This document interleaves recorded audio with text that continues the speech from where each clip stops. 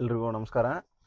ಇವತ್ತು ನಿಮಗೆಲ್ಲ ಒಂದು ಬೇಸಿಕ್ ಆಗಿ ಗೊತ್ತಿರಬೇಕಾಗಿರುವಂತಹ ಒಂದು ವಿಷಯವನ್ನು ತಿಳಿಸ್ತಾ ಇದ್ದೀನಿ. ಏನೆಲ್ಲ ವಿಷಯ ಅಂತಂದರೆ, ನಾವು ಸಾಮಾನ್ಯವಾಗಿ ಈ ದಿನ ಪ್ರತಿಯೊಬ್ಬರಿಗೆ ಒಂದು ಬೈಕು ಮತ್ತು ಪ್ರತಿಯೊಬ್ಬರಿಗೂ ಸಹ ಇವತ್ತೊಂದು ಕಾರು ಅನ್ನುವಂತಹ ವಾತಾವರಣ ಮತ್ತು ಅಂತಹ ಸಿಚುವೇಶನ್ ಇವತ್ತು ಬಂದದ. ಹೀಗಾಗಿ ನಾವೆಲ್ಲರೂ ಸಹ ಇವತ್ತೇನು ಮಾಡ್ತಾ ಇದ್ದೀವಿ, ನಮ್ಮ ವಾಹನಗಳನ್ನು ಪ್ರತಿ ವರ್ಷ ನಾವೇನು ಮಾಡ್ತೀವಿ, ಇನ್ಶೂರೆನ್ಸ್ ಅಂತ ವಿಷಯ ಬರ್ತದೆ. ಆ ವಿಷಯದಲ್ಲಿ ಇನ್ಶೂರೆನ್ಸನ್ನು ಮಾಡಿಸ್ತಾ ಇದ್ದೀವಿ. ನಮಗೆಲ್ಲ ಗೊತ್ತಿರೋ ಥರ ಇನ್ಶೂರೆನ್ಸ್ ಏನಪ್ಪ ಅಂತಂದ್ರೆ, 2 ಥರದ ಇನ್ಶೂರೆನ್ಸ್ಗಳು. ಓಕೆ, ಇದು ಜನರಲ್ ಇನ್ಶೂರೆನ್ಸ್ ಬಗ್ಗೆ ನಾನು ಮಾತಾಡ್ತಾ ಇರುವಂಥದ್ದು. ಜನರಲ್ ಇನ್ಶೂರೆನ್ಸ್ ಅಂತಂದರೆ ಈ ವಾಹನಗಳ ವಿಮೆ ಅಂತ ಅರ್ಥ. ಓಕೆ, ಈ ಇನ್ಶೂರೆನ್ಸಲ್ಲಿ 2 ಥರದ ಇನ್ಶೂರೆನ್ಸ್ಗಳು ಬರ್ತಾವೆ. ಒಂದು ಫಸ್ಟ್ ಪಾರ್ಟಿ ಇನ್ಶೂರೆನ್ಸು ಬಿಟ್ಟರೆ ಥರ್ಡ್ ಪಾರ್ಟಿ ಇನ್ಶೂರೆನ್ಸ್. ಸಾಮಾನ್ಯವಾಗಿ ಇದ್ರ ಬಗ್ಗೆ ನಾನು ಕೆಲವೊಂದಿಷ್ಟು ವಿಡಿಯೋದಲ್ಲಿ ಮಾತಾಡಿದ್ದೀನಿ. ಬಟ್ ನಮಗೆ ಯಾವ ಇನ್ಶೂರೆನ್ಸ್ ಯಾವ ರೀತಿಯಲ್ಲಿ ಕೆಲಸ ಮಾಡ್ತದೆ, ನಾವು ಇನ್ಶೂರೆನ್ಸ್ ಆಯ್ಕೆ ಮಾಡ್ಕೋಬೇಕಾದ್ರೆ ಯಾವೆಲ್ಲ ವಿಷಯಗಳನ್ನ ಅಬ್ಸರ್ವೇಷನ್ ಮಾಡಬೇಕು, ಮತ್ತು ಆ ವಿಷಯಗಳು ನಮಗೆ ಕ್ಲೈಮು ಮತ್ತು ಏನಾದರೂ ನಮ್ಮ ಕಷ್ಟ ಕಾಲದಲ್ಲಿ ಏನೆಲ್ಲ ಸಪೋರ್ಟ್ ಮಾಡ್ತಾವೆ ಅನ್ನುವಂಥದ್ದು ವೆರಿ ಇಂಪಾರ್ಟೆಂಟು. ಹೀಗಾಗಿ ಇವತ್ತು ಒಂದು ಕಾರ್ ಇನ್ಶೂರೆನ್ಸು ನಾನು ಮಾಡಿಸಿದ್ರೆ ಕ್ಲೈಮ್ ಅಂತ ಬಂದಾಗ ನಾವು ಏನೇನೆಲ್ಲ ಕ್ಲೈಮ್ ತಗೋಬಹುದು ಅನ್ನುವಂಥದ್ದು ವೆರಿ ಇಂಪಾರ್ಟೆಂಟು. ನೋಡ್ರಿ, ಇವತ್ತು ನಾನು ವಿಶೇಷವಾಗಿ ಹೇಳ್ತಾ ಇದ್ದೀನಿ. ನಾನು ನನ್ನ ಸರ್ವಿಸಲ್ಲಿ ಸುಮಾರಷ್ಟು ವೆಹಿಕಲ್ಗಳಿಗೆ, ಕಾರುಗಳಿಗೆ, ಗೂಡ್ಸ್ ವಾಹನಗಳಿಗೆ, ಟೂ ವೀಲರ್ ಬೈಕಿಂದ ಹಿಡಿದು ನಾವು ಟ್ರಕ್ ತನಕ ಇವತ್ತು ಇನ್ಶೂರೆನ್ಸನ್ನು ಮಾಡ್ತಾ ಇದ್ದೀವಿ. ನಮ್ಮ ಅನುಭವಕ್ಕೆ ಬಂದಿರುವಂತಹ ವಿಷಯಗಳನ್ನು ನಿಮಗೆ ತಿಳಿಸಿಕೊಡುವಂಥ ಪ್ರಯತ್ನ ಮಾಡ್ತೀನಿ. ಇವತ್ತು ನಾವು ನಮ್ಮ ವಾಹನಕ್ಕೆ ಒಂದು ಒಳ್ಳೆಯ ಇನ್ಶೂರೆನ್ಸನ್ನು ಮಾಡಿಸಿರ್ತೀವಿ. ಒಳ್ಳೆಯ ಇನ್ಶೂರೆನ್ಸನ್ನು ಯಾವ ರೀತಿ ಆಯ್ಕೆ ಮಾಡಬೇಕು ಅನ್ನುವಂಥದ್ದು ವೆರಿ ವೆರಿ ಇಂಪಾರ್ಟೆಂಟ್. ನಾನು ಒಂದು ಕಾರನ್ನು ಖರೀದಿ ಮಾಡಿದ್ದೀನಿ. ಆ ಕಾರು ನಾಳೆ ಏನಾದರೂ ಕ್ಲೈಮ್ ಅಂತ ಬಂದಾಗ ಶೋರೂಮಲ್ಲಿ ಫಸ್ಟ್ ನಾವು ಹುಡುಕಬೇಕಾಗಿರುವಂಥದ್ದು ಕ್ಯಾಶ್ಲೆಸ್ ಫೆಸಿಲಿಟಿ ಇದೆಯಾ ಅಥವಾ ಇಲ್ಲ. ಓಕೆ, ನಾನು ಅಬ್ಸರ್ವ್ ಮಾಡಬೇಕಾಗಿರುವಂಥದ್ದು ಕ್ಯಾಶ್ಲೆಸ್ ಸಿಗಬೇಕು ಅಂತಂದ್ರೆ ನಾನು ಯಾವ ಇನ್ಶೂರೆನ್ಸ್ ಮಾಡಿಸ್ಬೇಕು, ಮೋಸ್ಟ್ ಇಂಪಾರ್ಟೆಂಟ್ ಇದು. ಓಕೆ, ನಾವು ಇವತ್ತು ಏನು ಮಾಡ್ತಾ ಇದ್ದೀವಿ, ದೊಡ್ಡ ಸಮಸ್ಯೆಗಳೇನಂತಂದರೆ ನಮಗೆ ಇನ್ಶೂರೆನ್ಸ್ ಬಗ್ಗೆ ಧ್ಯಾನ ಇರೋಂಗಿಲ್ಲ. ಯಾವುದೋ ಒಂದು ಫೋನ್ಪೇ ಇರ್ಬೋದು, ಇಲ್ಲ ಯಾವುದೋ ಒಂದು ಅಂಗೈಯಲ್ಲಿ ಮೊಬೈಲಲ್ಲಿ ಸಿಗುವಂತಹ ಪಾಲಿಸಿ ಬಜಾರ್ ಇರ್ಬೋದು. ನಾವು ಅಲ್ಲೇನು ಮಾಡ್ತಾ ಇದ್ದೀವಿ, ಪಾಲಿಸಿಗಳನ್ನು ಖರೀದಿ ಮಾಡ್ತಾ ಇದ್ದೀವಿ. ಯಾಕಂದರೆ ನಮಗೆ ಯಾವಾಗಲೂ ಸಹ ನಮಗೆ ಹತ್ತಿರ ಇಲ್ಲದೆ ಇರುವಂತಹ ವ್ಯಕ್ತಿ ನಮಗೆ ಯಾವಾಗಲೂ ಕಡಿಮೆ ಬಜೆಟಲ್ಲಿ ಇರುವಂತಹ ಇನ್ಶೂರೆನ್ಸನ್ನು ಮಾತ್ರ ತೋರಿಸೋದಕ್ಕೆ ಸಾಧ್ಯ. ಕಾರಣ ಏನಂತಂದ್ರೆ, ಕಡಿಮೆ ಬಜೆಟ್ ಇತ್ತು ಅಂದ್ರೆ ನಾವು ಅದನ್ನು ಮಾಡಿಸ್ತೇವೆ ಅನ್ನುವಂಥದ್ದು ಅವ್ರಿಗೆ ಗೊತ್ತಿರ್ತದೆ. ಹೀಗಾಗಿ ಯಾವ ಫೋನ್ಪೇದವರು ಸಹ ನಿಮ್ಮ ಹತ್ರ ಬರೋಂಗಿಲ್ಲ, ಯಾವ ಪಾಲಿಸಿ ಬಜಾರ್ದವರು ಸಹ ನಿಮ್ಮ ಹತ್ರ ಬರೋಂಗಿಲ್ಲ. ನಿಮ್ಮ ಇನ್ಶೂರೆನ್ಸನ್ನು ಮಾಡ್ಕೊಳ್ಳೋ ಥರ ವಾತಾವರಣವನ್ನು ಕ್ರಿಯೇಟ್ ಮಾಡಿಟ್ಟಿರ್ತಾರೆ. ಕಾರಣ ಏನಂತಂದ್ರೆ, ಅಲ್ಲಿ ನಿಮ್ಗೆ ಏನೇನು ಡಿಫ್ರೆನ್ಸ್ ಆಗುತ್ತಪ್ಪ ಅಂತಂದ್ರೆ, ಒಂದು ನಿಮ್ಮ ವಾಹನದ ಮೌಲ್ಯ IDV ಇನ್ಶೂರ್ಡ್ ಡಿಕ್ಲೇರ್ಡ್ ವ್ಯಾಲ್ಯೂ ಕಡಿಮೆ ಮಾಡಿರ್ತಾರೆ. ಓಕೆ, ಆ ಕಾರಣಕ್ಕೋಸ್ಕರ ಮಾರ್ಕೆಟಲ್ಲಿ ಇರೋ ಅಮೌಂಟ್ಗಿಂತನೂ ಸಹ ಅಲ್ಲಿ ಸ್ವಲ್ಪ ಪ್ರೀಮಿಯಂ ಕಡಿಮೆ ಬರ್ತಾ ಇರ್ತದೆ. ಮೊದಲನೇದ್ದು. ಎರಡನೇದ್ದು ಏನಪ್ಪ ಅಂತಂದ್ರೆ, ನಾವು ಫಸ್ಟ್ ಪಾರ್ಟಿ ಇನ್ಶೂರೆನ್ಸ್ ಮಾಡಿಸ್ಬೇಕಾದ್ರೆ ಅದರಲ್ಲಿ TP ಇನ್ಕ್ಲೂಡಿಂಗ್ ಇರ್ತದೆ. ಇನ್ಕ್ಲೂಡಿಂಗ್ ಅಂದರೆ ಥರ್ಡ್ ಪಾರ್ಟಿ ಇನ್ಶೂರೆನ್ಸು ಸಹ ಇನ್ಕ್ಲೂಡಿಂಗ್ ಇರ್ತದೆ.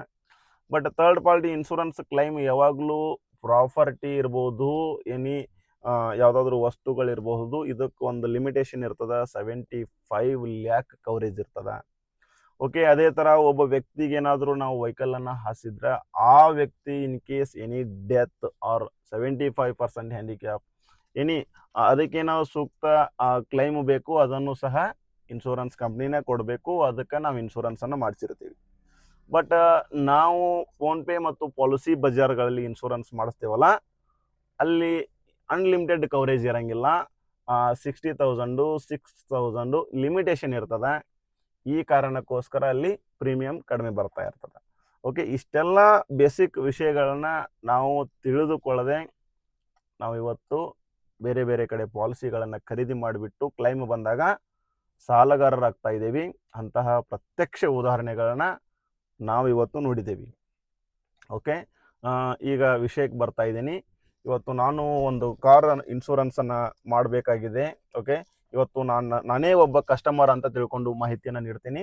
ಇದು ನನ್ನ ಕಾರ್ ಅಂತ ಅಂದ್ಕೊಂಡಿದ್ದೀನಿ. ಓಕೆ, ಈ ಕಾರಿಗೆ ನಾನು ಇನ್ಶೂರೆನ್ಸನ್ನು ಮಾಡಿಸ್ಬೇಕು.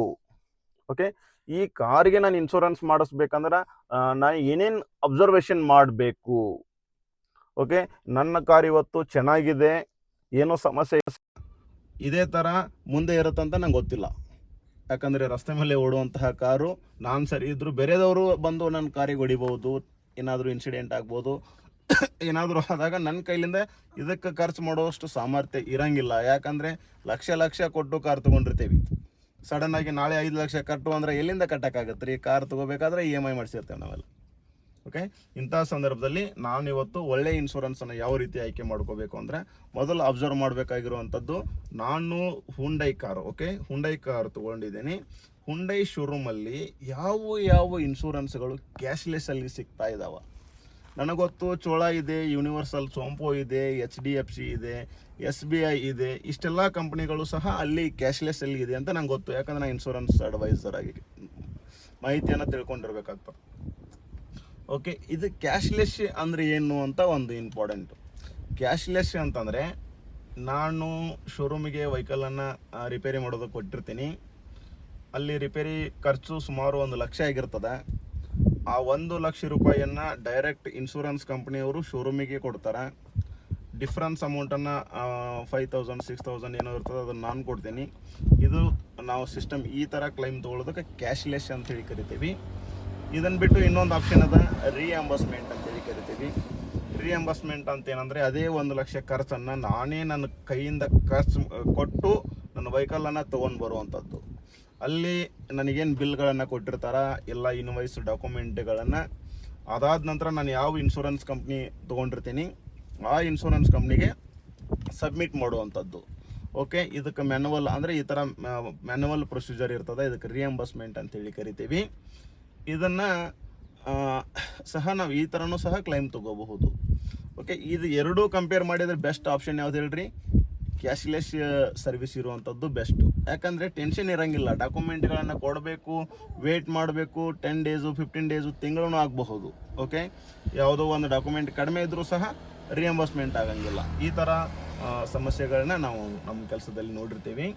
ಹೀಗಾಗಿ ಬೆಸ್ಟ್ ಆಪ್ಷನ್ ಏನಂತಂದರೆ ಕ್ಯಾಶ್ಲೆಸ್ ಇರುವಂತಹ ಇನ್ಶೂರೆನ್ಸ್ಗಳನ್ನು ಮಾಡಬೇಕು. ಇನ್ನೂ ನೀವು ವಿಚಾರ ಮಾಡಬೇಕಂದ್ರೆ ಗೂಗಲಲ್ಲಿ ಸರ್ಚ್ ಮಾಡಿಬಿಟ್ಟು top 1, top 10, top 5 best vehicle insurance company ಈ ಥರ ಸರ್ಚ್ ಮಾಡಿದಾಗ ನಿಮಗೆ ಯಾವುದು ಸರಿ ಅನ್ನಿಸ್ತದ ಅದನ್ನು ಆಯ್ಕೆ ಮಾಡಿಕೊಳ್ಳುವಂಥದ್ದು ಒಂದು ಬುದ್ಧಿವಂತಿಕೆ. ಎರಡನೇದು ಏನಪ್ಪ ಅಂತಂದ್ರೆ, ನನ್ನ ವೆಹಿಕಲ್ಲು 2022, 23, 24 ಎನಿ 5 ಇಯರ್ಸ್ ಬಿಫೋರ್ ಯಾವುದಾದ್ರೂ ವೆಹಿಕಲ್ ಇತ್ತು ಅಂತಂದ್ರೆ ನಾನು go to bumper insurance. Okay, ನನ್ನ ವಾಹನಕ್ಕೆ ನಾನು ಬಂಪರ್ ಟು ಬಂಪರ್ ಇನ್ಶೂರೆನ್ಸನ್ನು ಮಾಡಿಸಬಹುದು. ಓಕೆ, ಪ್ರೈವೇಟ್ ವೆಹಿಕಲ್ಲು ನಾನು 5 ವರ್ಷದ ತನಕ ಬಂಪರ್ ಟು ಬಂಪರ್ ಇನ್ಶೂರೆನ್ಸ್ ಮಾಡಿಸಬಹುದು. Okay, bumper to bumper insurance ಅಂದರೆ ಏನು? ಇದು ಒಂದು ಕ್ವಶನ್ ಮಾರ್ಕ್ ಆಗ್ತದ ನೋಡ್ರಿ. ಯಾವಾಗ ಕ್ಲೈಮ್ ಅಂತ ಬರ್ತದಲ್ಲ, ಯಾರೂ ಸಹ ನಮಗೆ 100% ರೂಪೀಸ್ ಕೊಡಂಗಿಲ್ಲ, 100% ಕ್ಲೈಮ್ ಕೊಡಂಗಿಲ್ಲ ನೋಡ್ರಿ. ಯಾವುದು ಇನ್ಶೂರೆನ್ಸ್ ಕಟ್ಟಿದರೂ ಸಹ ನಮಗೆ 100% ಕೊಡಂಗಿಲ್ಲ. ಉದಾಹರಣೆ ಕೊಡ್ತಾ ಇದ್ದೀನಿ. ಈಗ ಇದು ಫೈಬರ್ ಐಟಮ್ ಅಂತಿದೆ. ಓಕೆ, ಈ ಫೈಬರ್ ಐಟಮಿಗೆ ಯಾವಾಗಲೂ ಸಹ ಇನ್ಶೂರೆನ್ಸಲ್ಲಿ ಕ್ಲೈಮ್ ಕಡಿಮೆನ ಬರುವಂಥದ್ದು. ಓಕೆ, ಇದರಲ್ಲೇ ಇರುವಂತಹ ಮೆಟಲ್ ಐಟಮಿಗೆ ಯಾವಾಗಲೂ ಹೈಯೆಸ್ಟ್ ಕ್ಲೈಮ್ ಬರುವಂಥದ್ದು. ಓಕೆ, ಇದೊಂದು ಕಾರು ಸಾವಿರಾರು ವಸ್ತುಗಳನ್ನು ಕೂಡಿಬಿಟ್ಟು ಒಂದು ಕಾರಾಗಿ ರಸ್ತೆ ಮೇಲೆ ಬಂದಿರ್ತದೆ. ಇನ್ಶೂರೆನ್ಸ್ ಮಾಡಿಸ್ಬೇಕಾದ್ರೆ ಯಾವ ವ್ಯಕ್ತಿಗಳೂ ಸಹ ನಿಮಗೆ ಫೈಬರಿಗೆ ಇಷ್ಟು ಕೊಡ್ತಾರ, ಗ್ಲಾಸಿಗೆ ಇಷ್ಟು ಕೊಡ್ತಾರ, ಮೆಟಲಿಗೆ ಇಷ್ಟು ಕೊಡ್ತಾರ ಅಂಥೇಳಿ ಯಾರೂ ಸಹ ನಿಮಗೆ ಹೇಳಂಗಿಲ್ಲ, ಹೇಳೋದಕ್ಕೂ ಬರಂಗಿಲ್ಲ. ಓಕೆ, ಇದೇನಪ್ಪ ಅಂತಂದ್ರೆ ಕ್ಲೈಮ್ ಬಂದಾಗ ನಮ್ಗೆ ಗೊತ್ತಾಗುವಂಥದ್ದು. ಓಕೆ, ನಾವೆಲ್ಲ ಏನು ಮಾಡ್ತೀವಿ ಅಂತಂದರೆ ಆನ್ ಎವರೇಜ್ ಒಂದು ಹೆಚ್ಚು ಒಂದು ಕಡಿಮೆ ಅಂತ ಅಂದ್ಕೊಂಡ್ಬಿಟ್ಟು ನಿಮ್ಗೆ ಎವರೇಜ್ ಆಗಿ ಕ್ಲೈಮ್ ಮಾಡ್ತೀವಿ. Example bumper to bumper insurance ಅಂತಂದರೆ ನಾವು ಹೇಳುವಂಥದ್ದು ನಿಮ್ಮ ವೆಹಿಕಲ್ಲು 90 to 95% ಕ್ಲೈಮ್ ಸಿಗ್ತದ ಅಂತ ಹೇಳ್ತೀವಿ. ಓಕೆ, ಯಾವಾಗಲೂ ನಮಗೆ ಇನ್ಶೂರೆನ್ಸ್ ಕಂಪ್ನಿ ಸಪೋರ್ಟ್ ಮಾಡ್ತದ ಅಷ್ಟೇ, ಬಟ್ ಯಾವಾಗಲೂ ಫುಲ್ ಅಮೌಂಟ್ ಕೊಟ್ಟು ಅದು ನಮಗೆ ಕೊಡ್ಸೋಕೆ ಆಗಂಗಿಲ್ಲ. ಬಟ್ ನಮ್ಮ ಕಷ್ಟ ಕಾಲದಲ್ಲಿ ನಮ್ಮ ಬೆನ್ನಿಗೆ ನಿಲ್ತದ, ಅಷ್ಟಾದರೂ ಕೊಡ್ತದ.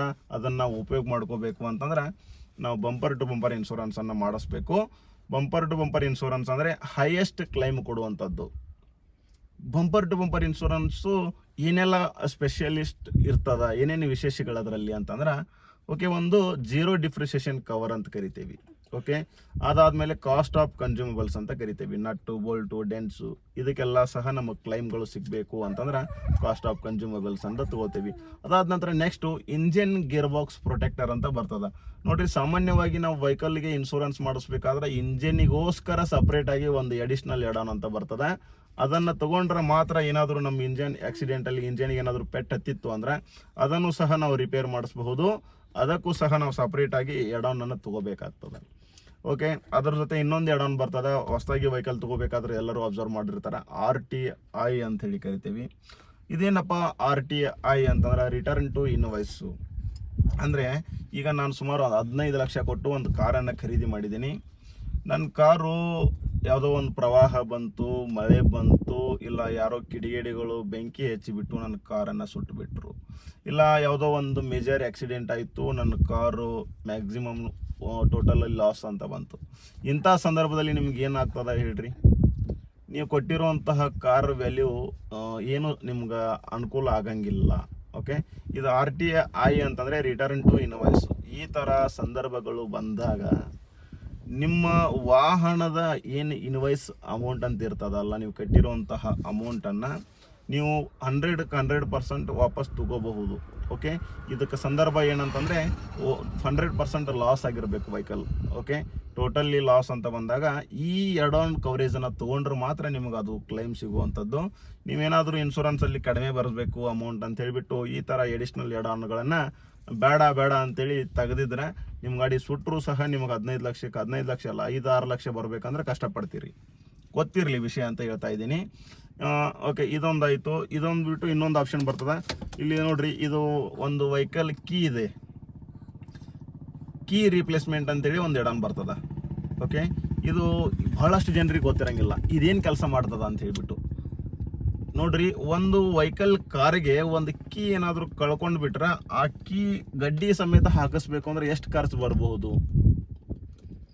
ನನ್ನ ಪ್ರಕಾರ ಕನಿಷ್ಠ 5,000 to 10,000 ಮಿನಿಮಮ್ ಬರ್ತದೆ. ಯಾಕಂದ್ರೆ ಇವೆಲ್ಲ ರಿಮೋಟು ಮತ್ತು ಈ ಥರ ಸಿಸ್ಟಮ್ ಇರುವಂತಹ ಪ್ರೀಮಿಯಂ ಕಾರ್ಗಳಿಗೆಲ್ಲ ಕನಿಷ್ಠ 10,000 ಮಟನೂ ಬರ್ತದೆ. ನೋಡ್ರಿ, ನೀವು ಕಟ್ಟಿರುವಂಥ ಅಮೌಂಟು ಭಾಳ ಅಂದ್ರೆ ಒಂದು 20,000 to 25,000 ಇರ್ಬೋದು. ಕೀ ಕಳ್ಕೊಂಡ್ರೂ ಸಹ ನಾವು ಇನ್ಶೂರೆನ್ಸಲ್ಲಿ ಕ್ಲೈಮ್ ಮಾಡ್ಕೋಬಹುದು. ಎಷ್ಟೋ ಜನ ಗೊತ್ತಿರಂಗಿಲ್ಲ. ಈ ಥರ ನಾವು ಇನ್ಶೂರೆನ್ಸನ್ನು ಉಪಯೋಗ ಮಾಡ್ಕೋಬಹುದು. ಅದನ್ನು ಬಿಟ್ಟು ಎಮರ್ಜೆನ್ಸಿ ಅಸಿಸ್ಟೆನ್ಸ್ ಅಂತ ಬರ್ತದೆ. ಎಮರ್ಜೆನ್ಸಿ ಸಂದರ್ಭದಲ್ಲಿ ನಮಗೇನಾದರೂ ಫ್ಯೂಲ್ ಖಾಲಿ ಆಗಿದ್ರೆ, ಏನಾದರೂ ಟೈರು ಪಂಚರ್ ಆದ್ರೆ, ಈ ಥರ ಸಂದರ್ಭದಲ್ಲಿಯೂ ಸಹ ಇನ್ಶೂರೆನ್ಸ್ ಮುಖಾಂತರ ಸರ್ವಿಸನ್ನು ಪಡ್ಕೊಳ್ಬಹುದು. ಓಕೆ, ಈ ಥರ ಈ ಒಳ್ಳೆಯ ಇನ್ಶೂರೆನ್ಸನ್ನು ನಾವು ಹುಡುಕ್ಬೇಕಾಗ್ತದೆ. ಯಾಕಂತಂದರೆ ನಾಳೆ ಏನಾದರೂ ಗಾಡಿಗೆ ಏನಾದರೂ ಹೆಚ್ಚು ಕಡಿಮೆ ಆಯ್ತಂದ್ರೆ ನಾವು ಕೈಲಿಂದ ದುಡ್ಡನ್ನು ಕಟ್ಟುವಂತಹ ಪರಿಸ್ಥಿತಿ ಬರಬಾರ್ದು. ನಾವು ಇನ್ಶೂರೆನ್ಸ್ ಕಟ್ಟಿದ್ದೇವೆ ಅಂತಂದರೆ ಅದನ್ನ ಕಡೆಯಿಂದನೇ ಕೊಡಿಸ್ಬೇಕು ನಾವೆಲ್ಲ ಇನ್ಶೂರೆನ್ಸ್ ಕ್ಲೈಮನ್ನು. ಆ ಥರ ಒಳ್ಳೆಯ ಇನ್ಶೂರೆನ್ಸನ್ನು ನಾವು ಮಾಡಿಸ್ಬೇಕು. ಈ ಥರ ಇನ್ಶೂರೆನ್ಸ್ ಮಾಡಿಸ್ಬೇಕಾದ್ರೆ ದಯವಿಟ್ಟು ಕಡಿಮೆ ಬಜೆಟು ಅಂತೇಳಿ 5,000 6,000 ಉಳಿಸೋದಕ್ಕೆ ಹೋಗಿ ಕ್ಲೈಮ್ ಬಂದಾಗ 50,000 to 60,000 ರೂಪಾಯಿಗಳನ್ನ ನಿಮ್ಮ ಪಾಕೆಟಿಂದ ಹಾಕಬೇಕಾಗ್ತದೆ. ದಯವಿಟ್ಟು ಒಳ್ಳೆಯ ಇನ್ಶೂರೆನ್ಸನ್ನು ಮಾಡ್ಕೋಬೇಡ್ರಿ. ಎಲ್ಲರಿಗೂ ಒಳ್ಳೆಯದಾಗಲಿ. ನಾನು ಮತ್ತೆ ಮುಂದಿನ ವಿಡಿಯೋದಲ್ಲಿ ಮತ್ತೆ ಮಾಹಿತಿಯನ್ನು ನೀಡ್ತೀನಿ. ಧನ್ಯವಾದ.